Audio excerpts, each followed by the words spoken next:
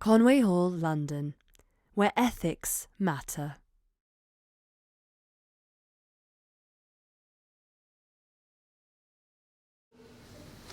Good evening and welcome to Conway Hall, to you at home on Zoom and to the people who are here this evening. Thank you very much for coming.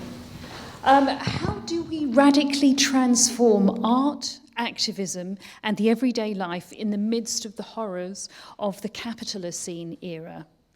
This evening we've got Jay Jordan, who is the co-founder of Reclaim the Streets and the clandestine insurgent rebel clown army. That sounds like fun. A co-author of We Are Everywhere, The Irresistible Rise of Global Anti-Capitalism and a User's Guide to Demanding the Impossible. We also have Isabelle Fremeaux, who is a former senior lecturer in media and cultural studies at Birkbeck College, and they're both coordinators at the Laboratory of Insurrectionary Imagination. So they're at the sharp end of activism, and this evening they're going to tell us how they helped to defeat airport expansion in wetlands in France. So this evening we're going to be looking at their latest book, We Are Nature, Defending Itself, Entangling Art, Activism and Autonomous Zones. Welcome to Jay and Isabelle.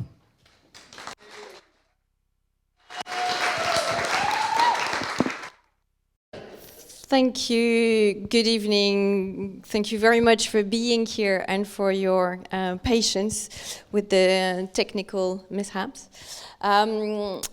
We're going to share you stories tonight, stories we hope of, stories of hope, because they're kind of hard to come by at the moment, and it's not the COP26 outcomes that are going to change that feeling. But we're very happy to be here to tell you those stories, and being here.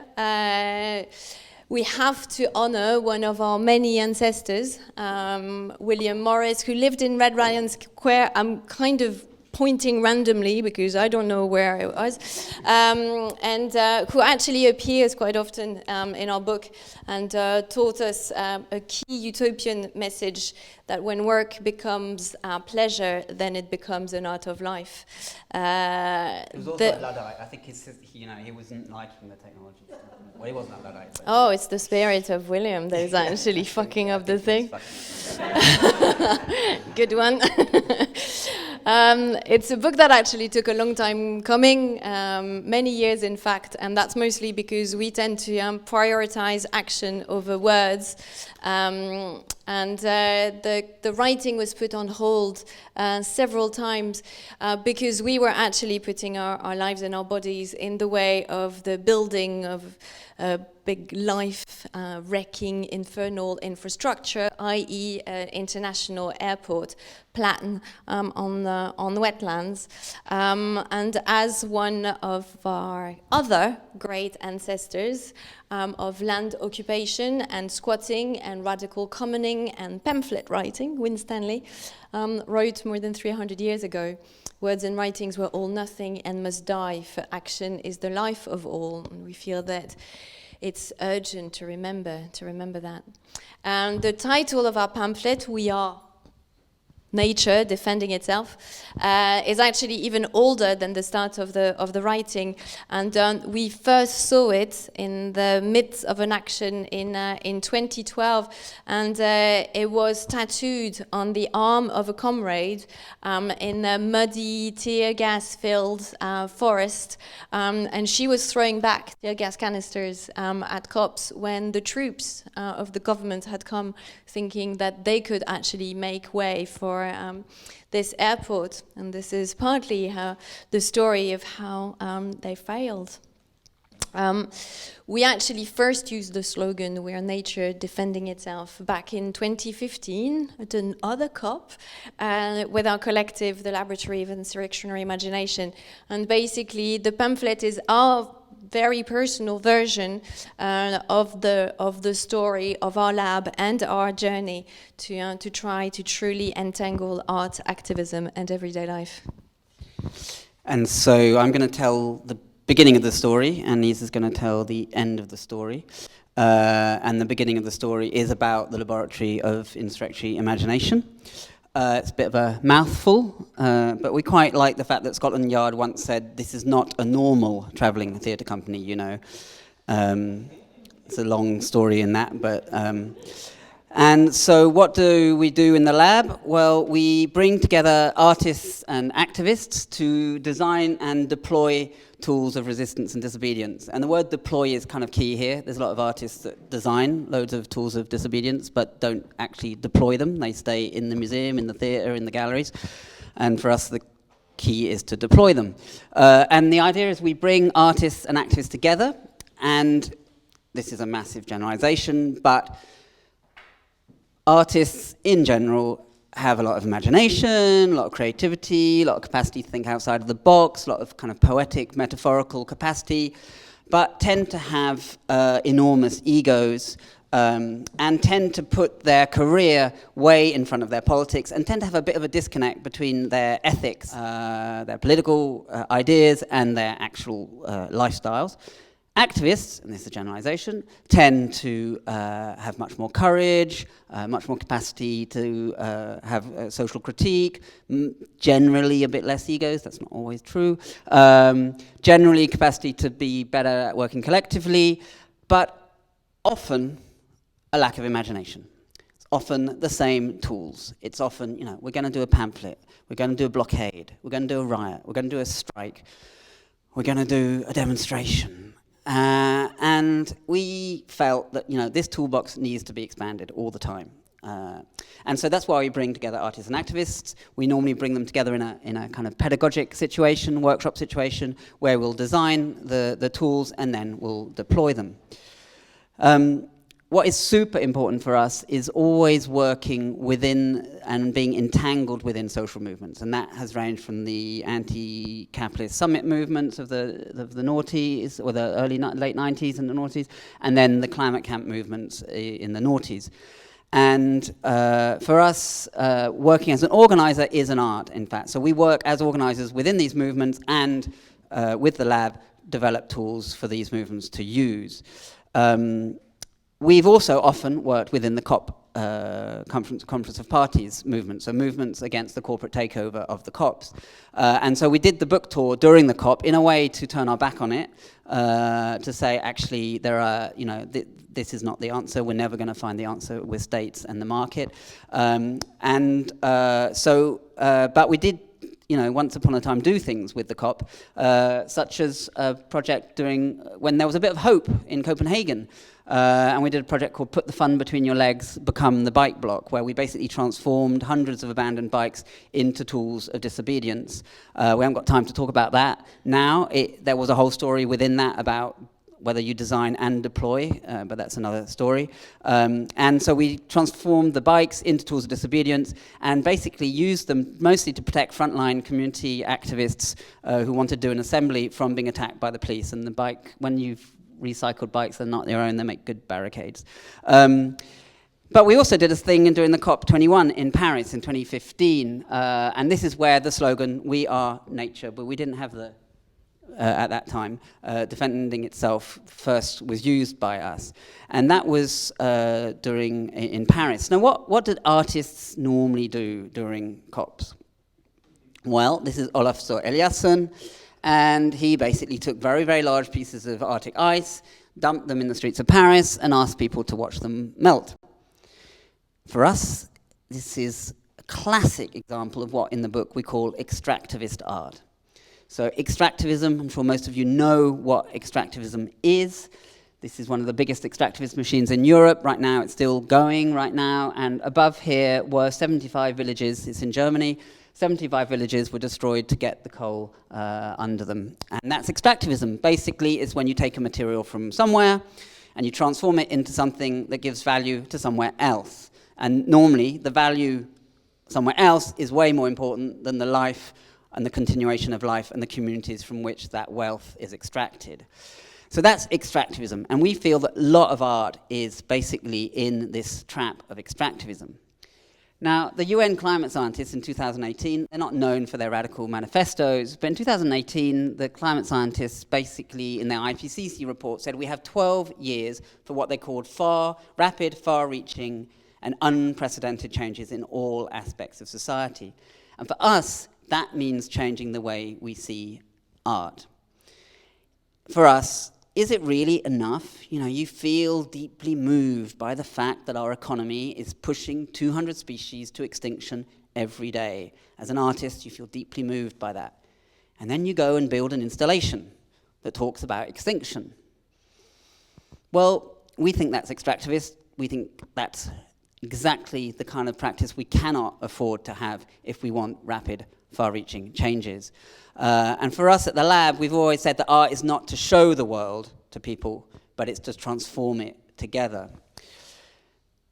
And one of the chapters in the book is called 200 Years of Art, and the World is Getting Worse. It's a nod to a beautiful book by James Hillman, eco-psychotherapist, who wrote a beautiful book called 200 Years of Psychotherapy, and the World is Getting Worse. Yeah, it's interesting when we do this talk, because there's different bits where people joke, their jokes. That's Machantlith laughed at every one of our jokes. Everyone, and other ones which we didn't even think were jokes. Stroud, not a laugh. Unbelievable. Will you be Stroud? Will you be Machin? Yeah. So in the book, we have this chapter called 200 Years of Art and the World is Getting Worse, and in it we're inspired by art historian called Larry Shinner, who has this thing he calls the invention of art. And he basically says, art is a concept, it's an invention, and it occurs around 1750, and it's invented by the bourgeois, white, patriarchal, European, colonial, metropolitan folk. They invent this term art in 1750. And what else is invented in parallel with 1750? Well, 1750 is pretty much the beginning of fossil capitalism, of the Industrial Revolution. And so these two inventions are kind of parallel, which is perhaps why they both have this extractivist logic embedded inside them. This logic to burn and burn and burn and take stuff from one place to another. And so this strange word, art, as most of us probably know from most of human history and from most of the world, there was and still is no concept like this of art as we see it. Even the fucking Greeks didn't have a word for art. You're not going to laugh at that joke. Most people laugh at that one. Wow. It's very serious in the ethical society, I find. Good. So art. Greeks didn't have a word for art. It's the mixture of ars, Latin, and Greek techne. And actually, even in Greece, it actually meant any human activity, from horse breaking to shoemaking to verse writing to vase painting to governing. Any of these things were art, not because they were done by artists, but because they were done, and this is the key word, they were done with grace. Grace comes from the French. It's the old French for thanking, for thanks, as in grâce à, as in gratitude. And grace is to thank, for us, an art, what we call in the book, an art of life, very inspired by Morris in many ways, is to thank life for giving us life. It's an act of mutual reciprocity. And this, for us, is the core of a practice which refuses to separate ethics from aesthetics, what we really try and call an art of life. So, 1750 happens, and you start having all these extremely violent separations of the modern around 1750. So you have this separation between genius and skill. You have a separation between beautiful and useful, between arts and crafts, culture and nature, and fundamentally between art and life. And all those violent separations, all the institutions we know, and many of us as cultural workers work in, from the museums to the galleries to the theatres, they could not exist without these super violent separations. In fact, that culture would collapse. And so this very particular colonial European invention started to colonize our imaginations. And it was pushed from 1750 onwards by intellectuals, by entrepreneurs, by missionaries, by armies, all sorts, spreading this monoculture, metropolitan monoculture. And they made damn sure that their invention became a universal. And when an invention becomes a universal, of course, it becomes completely unchallengeable. But as Ariela Aisha Azule says in her extraordinary book, Potential History, Unlearning Imperialism, she says, from the beginning, art has been one of imperialism's preferred terrain. Imperial violence is not secondary to art, but constitutive of it. But what did we do at the COP? Well, we didn't put a load of icebergs to melt. So what did we do? We basically, inspired by folk in Earth First Netherlands, who set up the first climate games, we took the idea and kind of developed it with this slogan, "We are nature defending itself." And the idea was basically to have an online and on-the-street action that coordinated together. And we basically spent a year doing a whole series of hackathons where we worked in cultural centres, museums, theatre, festivals, and so on, bringing hackers, gamers, designers, artists, activists together to basically create this game. And the game was based on this map using anonymous mapping techniques. So basically, the whole idea was that you would set up a team, and then you would put your play zone on the map. And the play zone was basically a target, was a corporate fossil capital target, and your team would then go and do an action. They would put the traces of the action online, all anonymous, on the map, and because it was a game, there were prizes. So basically, there were prizes for the funniest action, there were prizes for the most cheeky, for the one that gave the most solidarity, and what happened was that all the teams voted and gave prizes. Now, as some of you may know, 3 weeks before the Paris COP, there was a terrorist attack and there was a state of emergency put in. And the state of emergency meant that actually no action was allowed on the street. You weren't allowed to be more than 2 people on the street. And so a lot of actions were cancelled, but the climate games decided to keep going. We said the real threat is actually climate breakdown. And despite the state of emergencies, about 120 teams took about 225 actions. So one of the teams that won was this team here with what they called Operation Vivaldi.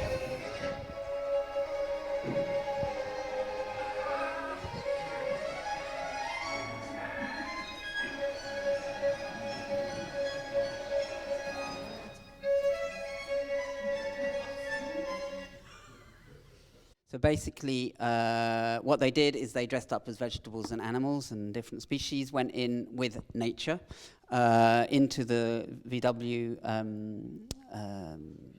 dealership, and left nature in there to the sound of Vivaldi's Four Seasons on a big sound system. And then they left doing a haka, which was We Are Nature Defending Itself. Another team was an incredible group that's still doing amazing stuff called Brandalism. They basically hacked 600 bus stops using these keys and had asked artists to design posters. And they did it in one night, 600 bus stops. Pretty impressive, despite the fact that their squat had been raided just before. Another team basically snuck into the summit and had put loo rolls, changed all the loo rolls in the toilets of the summit, and had actually printed on the loo rolls the IPCC report, which basically said it all in a sense of what was happening during the COPs. Another team was a team of one. They had a broken leg, an actual broken leg, and they hid inside their crutches antennas. And the antennas, they then went into the Eiffel Tower as a tourist, went to the top of the Eiffel Tower, and made a pirate radio station emit from the top of the Eiffel Tower with these crutches. Another team basically blocked this extractivist machine for a day in Germany. Now, this was all great fun, but there was a problem. There was really a problem for us. We would go and do this, and we felt we had successfully merged art and activism. But there was something missing, which was everyday life. And our big inspirations, the avant-gardes, European avant-gardes of the last century, Dada, Surrealism, Situationism, they had this kind of holy trinity: art, politics, and everyday life. And we felt the everyday life was missing every time. We'd go and do these actions, we'd go and do these summits, we'd go and do these climate camps, we'd come home. And we'd come home to wage labour. We'd come home to the mortgage. We'd come home to the metropolis. And we'd come home to reproducing capitalism in our everyday life. And for us, we kind of started to realise that not only did that feel really complicated, but it also, the metropolis itself is a milieu which is designed so that humans only relate to themselves, that humans do not relate to other more than human, other species, that in a sense it's the reign of the artificial over everything, and a place where every relationship is commodified. And we felt that in a sense we couldn't stay anymore there. And we went on a journey to 11 utopian communities, which ended up in a book and a film called Path Through Utopias. And we went to those 11 self-managed autonomous communities in Europe, and it totally inspired us, and it inspired us and gave the courage to desert. And so we deserted. We left our jobs, we left our flat, we left all the movements and friends that we were working with, and we moved to Western France, 1 hour away from the ZAD, and collectively bought some land and a ruined farmhouse with some people who had been involved at the ZAD before. And that was great. It was beautiful. We were setting up we worked with a landless peasant and setting up a farm with her, and we were setting up a school of art, activism, and ecology. But there was still a problem. The logic of the metropolis was still in our body minds. We still had this hypermobility, this logic in capital which says you have more value if you move than if you actually get to know a territory. And so we would continue to go and do conferences and theatre shows and actions and so on all around Europe, even though we haven't taken a plane for 17 years because we're climate justice activists, didn't make sense, but we would still have that hyper-mobile logic even though we were travelling by train. And in the art world, in the cultural world, if your CV says, you know, I've had shows in Dubai, in Buenos Aires, in Lagos, in Alaska, your CV is great. If you say, well, actually, I've lived in the same village all my life, I've got to know the human and the more than human species in that village, and all my work is about nourishing the relationships in that village, your art career is completely fucked. And so we learned a big lesson. We were living on this farm, then we were invited to do this long, big project, big commission in a cultural center in Germany called Campnagel in Hamburg. And we were given a very, very big lesson by the living. So basically, we did a 10-day, we ran a 10-day art, activism, and permaculture design course with precarious youth in Hamburg.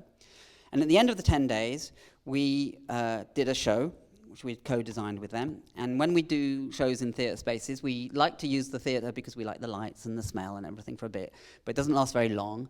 So it starts like that, and then basically we transform the stage into an assembly space. We bring the audience onto the stage and we start an assembly. And through using consensus, we try to have a discussion. And the discussion in this show was it ethical or not to sabotage banks that are funding fossil fuel corporations with ants? You're laughing at that one. That's good. That's good. Good. A few laughs. And so these are the crazy raspberry ants. They're probably the only species in the world that have actually been named after their exterminator. It's actually the exterminator, Mr. Raspberry, who called them the crazy raspberry ants. And they have several queens, and because they have several queens, they need to find nests a lot, and they go into computers, and they cause short circuits. They've been known to shut down NASA, bits of NASA, and a Houston airport. So the audience in Hamburg said, yeah, it's ethical to use these to sabotage the banks. So we went off we made these edible balaclavas, and we had edible costumes, and we went off out of the theatre, and we put the pheromones of the ants into the banks. But there was a problem. Now, we love mushrooms, all kinds of mushrooms, not just magic mushrooms, but every kind of mushroom. We love them because they're the decomposers of death, they're the deep connectors, they're the things that connect everything.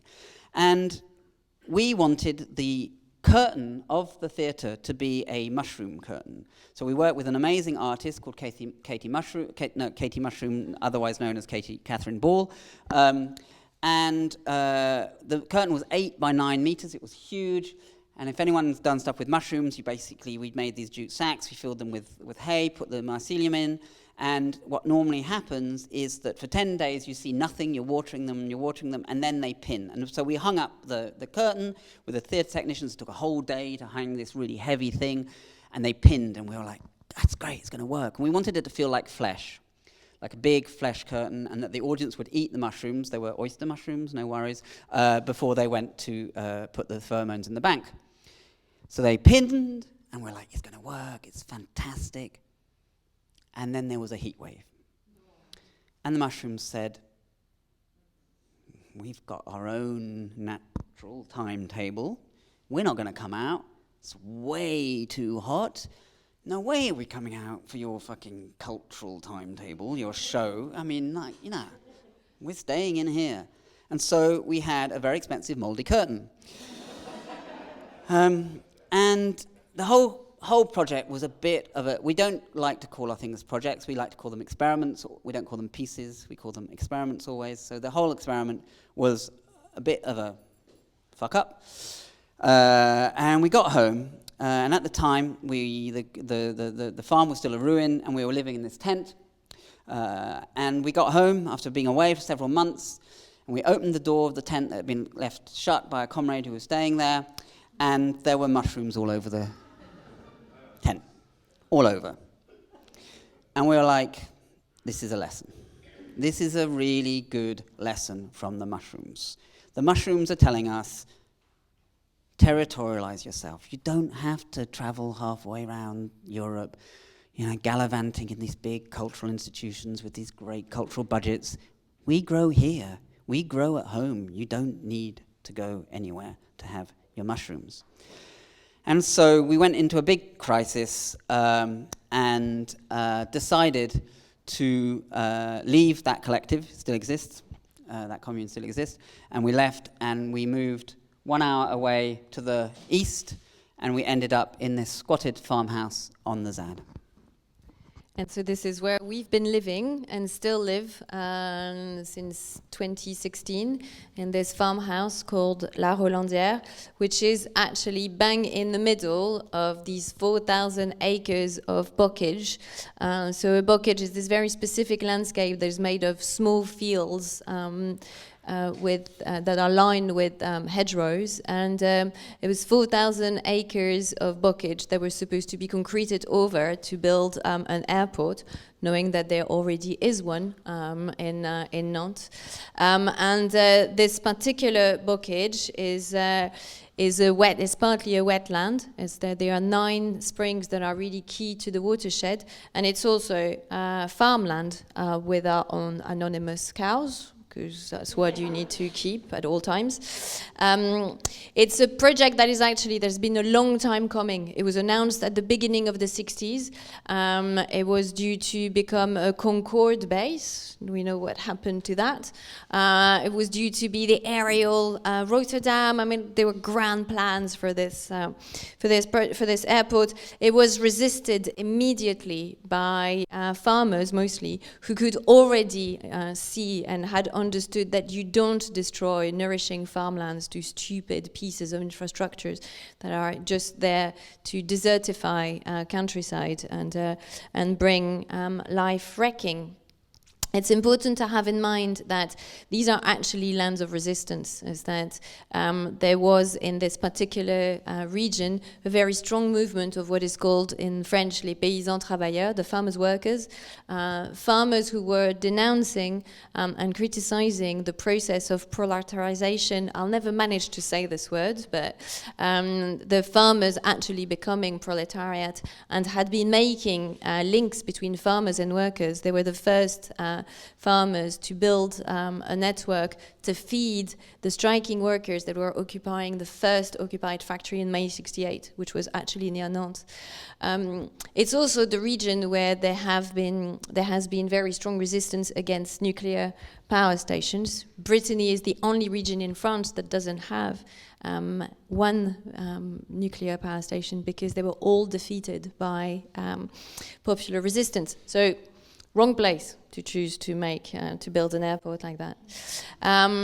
The project actually followed the whims of politicians and markets, and it went into dormancy for quite a few years, and got taken out of cardboard boxes in 2000 when the government relaunched the project. And the resistance reactivated immediately, this time expanding beyond just farmers, but involving also mostly local residents that deployed a whole arsenal of legal procedures, mostly using the laws about water protection and about endangered species to try to fight this airport. It was obviously to be a green airport because that was the year 2000. And one of the most striking example of what would make this green airport was that the architect Glossy brochure explained that there would be a vegetated roof, and that would merge so well with the surrounding countryside that it would look like a side of the bocage that rises up. The bocage did rise up indeed, not quite the way they had expected though. So, and there was really a turning point in 2009 when, inspired by Climate Camp in the UK, people had visited Climate Camp Kingsnorth in 2008, brought the concept back to Notre-Dame-des-Landes and organized one. And during that climate camp, there was an open letter that had been written the year before by local residents, people that were living on the zone, who were getting a bit pissed off and tired by the lack of direct action of the current state of struggle. And most importantly, had realized that the government was buying the farms progressively to be able to make way for the airport. And basically, in their letter, said, to defend a territory, you need to inhabit it. Is that a territory that is gutted of its inhabitants cannot resist. And they invited people to squat the land and the buildings that were empty. And so when the climate camp packed its tent, a few dozen people responded to the invitation and stayed. And this is really when the slogan against the airport and its world really came into life. ZAD actually is initially an administrative acronym. It means Zone à Aménagement Différé. It means zone where development is going to be deferred, is going to happen later. And what that means is it's basically you earmark a territory and nothing much happens on it because it's going to be further developed. And the ZAD was earmarked in 1974 for the airport.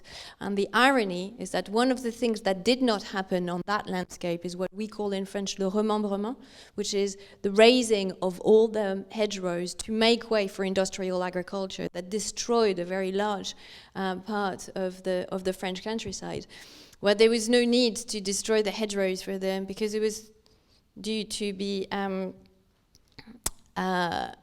destroyed by the airport anyway.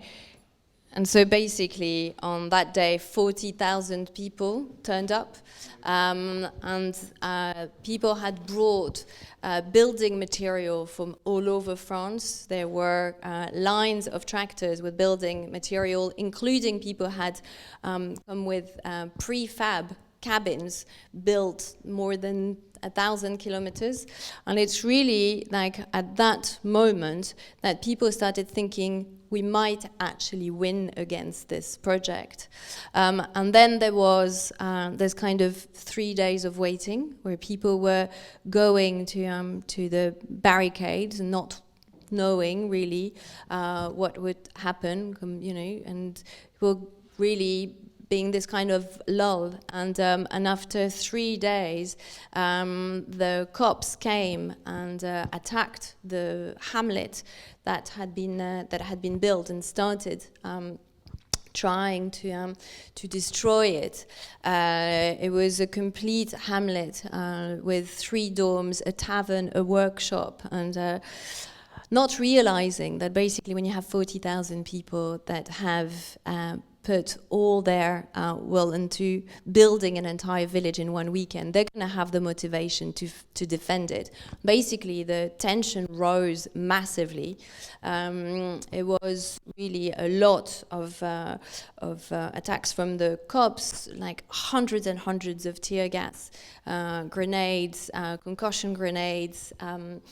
There were more than 100 people injured, and it was really the point where we think that the government realized that if they wanted to push through this operation, probably they would have to kill someone. And the government had not been in place for long enough to take the risk of actually do that. And basically, from that point on, they withdrew. And for 6 years, the cops didn't set foot on the ZAD. And this is a nod to the Zapatistas. It says, you are entering a free territory. Here, the people decide. And therefore, for the 6 years to follow, it really became a laboratory of commoning. It really became the kind of territory where taking one's life into one's own hands could be experimented, because you didn't have the kind of suffocation of what cops and regulations and judges do. At the peak, there were more than 70 living collectives and 400 people living there. And it really felt that you had to organize your own shared life in a way that you had to give it your entire attention. And this is really where what we felt was the art of life, like when art is really paying attention, and we could really develop this technique of life and started to answer the question asked by Foucault, saying, couldn't everyone's life become a work of art? Why should the lamp or the house be an art object, but not our life? And one of the things that we discovered is that when life becomes art, then the separations of the modern separations that Jay mentioned earlier start to dissolve. And we really feel that on the ZAD, there is an attempt to try to break the rift between art and everyday life, between resisting the world and building one, and building new ones in the same gesture, between a barricade and a home, between what is work and what is pleasure, between what is life and what is activism. And that can take the form of Rebelle Camembert, made by disobedient cows. And that was all made possible because the entire movement had developed such a culture of resistance. And for us, what culture of resistance is that not everyone can or is willing to be on the front line. But what people can do is you put their own skills and capabilities to radical movements. And for instance, farmers showed that, and really flamboyantly. So this is half of the hamlet that was built in one weekend during the demonstration of reoccupation. It's like there is twice as many cabins on the other side. And when the troops withdrew, local farmers decided to organize amongst each other to be able to encircle part of the hamlet with their tractors, link the tractors to each other, and publish a communique saying, if you attack that again, you'll have to attack our working tools.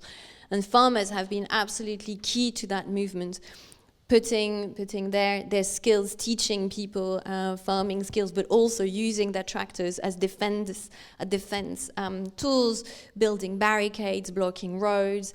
But it also means electricians that come and help squatters pirate electricity to to occupied buildings. It's cooks that help cooking huge banquets for hundreds of people for the movement. It's doctors that heal people that have been injured during violent attempted evictions. It's lawyers that provide the services for free. It's local residents that open their garage to store restore stuff when people have been evicted. It's an entire movement that actually supports the struggle. And that's really one of the key reasons why we went to live on the ZAD, because we found there what we had been looking for so long, which is what we find is the DNA of any insurrectionary act, is the intertwining of the two brands of the yes and the no, the creation and the resistance in one gesture. And we feel that it's important to have in mind, because however many community gardens we build or solar cooperatives, wind turbines cooperatives, we set up, if we don't actually block and dismantle the fossil fuel industry and the growth economy that supports it, then our community gardens are going to be underwater and in the middle of spreading deserts. Having clean energy becomes less useful. And we have to learn from history, because, you know, when you look at, for instance, the 60s or the 70s, they were the utopian communities that got disconnected from resistance movement actually paved the way for what has become Silicon Valley and the infrastructure of surveillance capitalism, because they're separated from resistance. So it's important, we feel, to bear that in mind.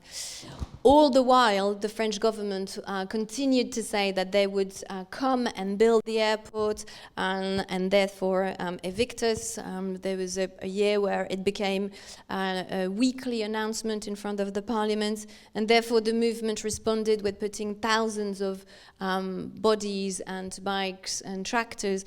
This was an action where 500 tractors and 20,000 people blocked the bridge that linked Nantes to the ZAD. A month later, 60,000 people occupied the motorway that was pretty much where the access roads to the airport would be built, basically saying, you really want to come and build that, because that's what you're going to have to deal with. We had rituals disguised as demonstrations where, for instance, we invited people to come with walking sticks and plant it in the soil of Notre-Dame-des-Landes, making the pledge that they would come and pick them up again if there was an attack. 40,000 people came, and 25,000 sticks were planted, turning one of the hedgerows into the most beautiful porcupine. There were also acts of everyday magic, like building a lighthouse on the very site where they wanted to build the control tower of the airport. And then on the 17th of January 2018, the Prime Minister announced the cancellation of the airport, acknowledging that it was because the movement was too strong and that therefore it was in a deadlock that was impossible to overcome. Just get the sound on, so keep talking. And in the same breath, they basically also said, well, all those that are illegal, i.e. all those who had come on the invitation of local residents, will have to either legalize or be evicted. So the movement actually produced a perfectly sound, legally sound document that was a collective lease, and said, you want us to be legal, you sign that, we become legal and we can stay. You know, it's like, it's your choice. And so the response came on the 5th of April at 3:20 in the morning. So basically, they sent an even mightier military operation with 4,000 cops. 4,000 cops, helicopters, tanks, drones, and destroyed about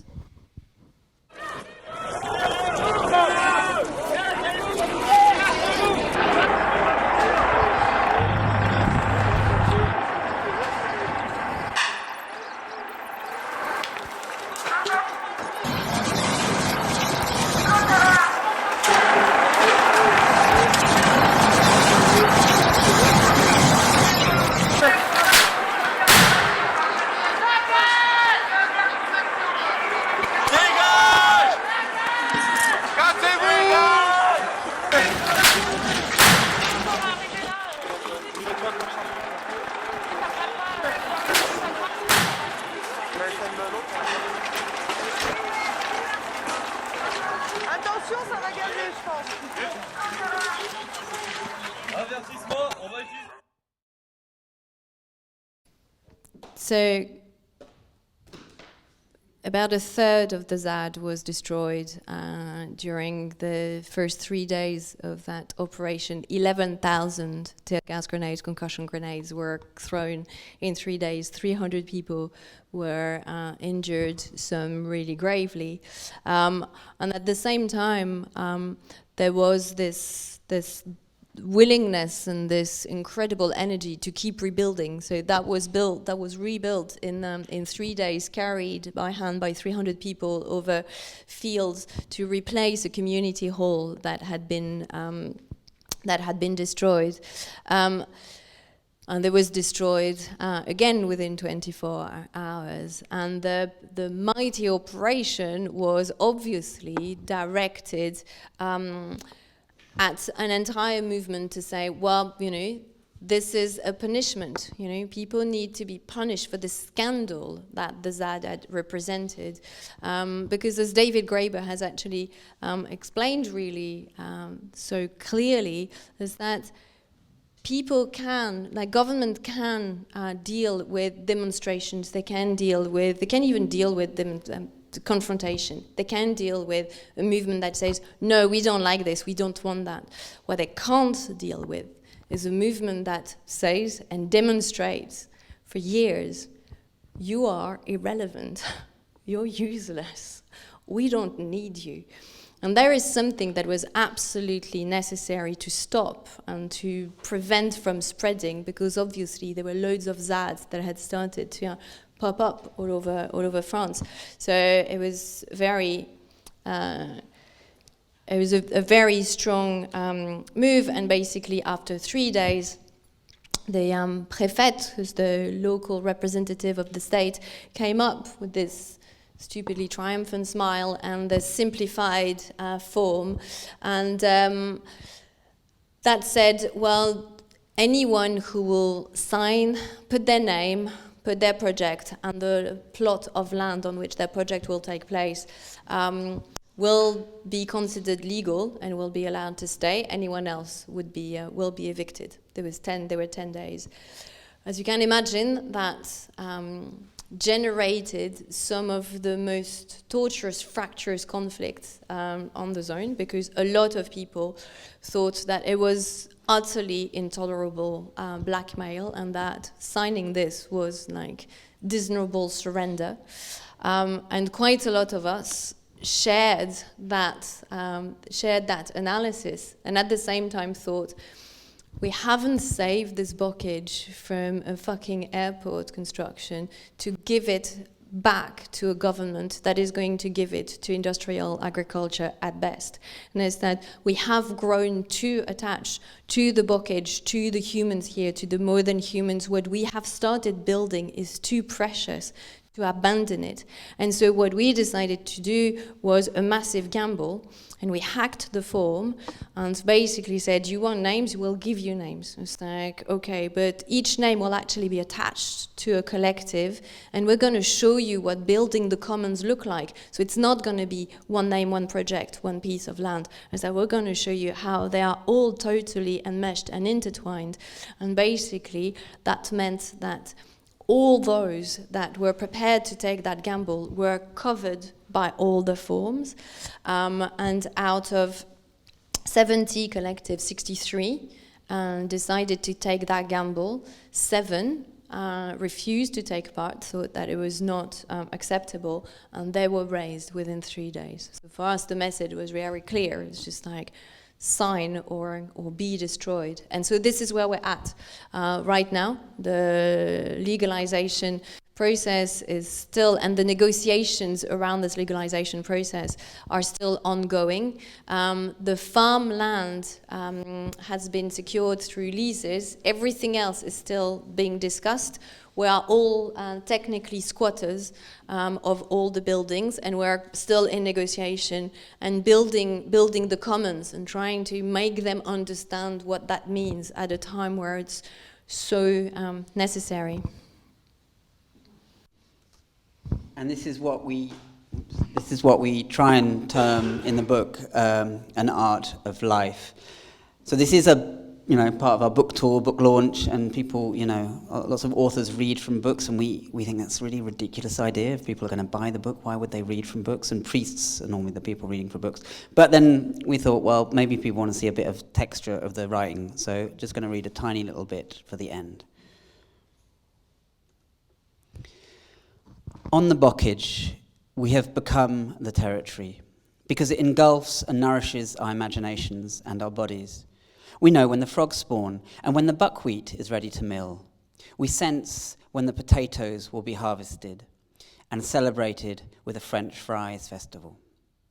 We notice when it's been too dry and the ponds become lifeless.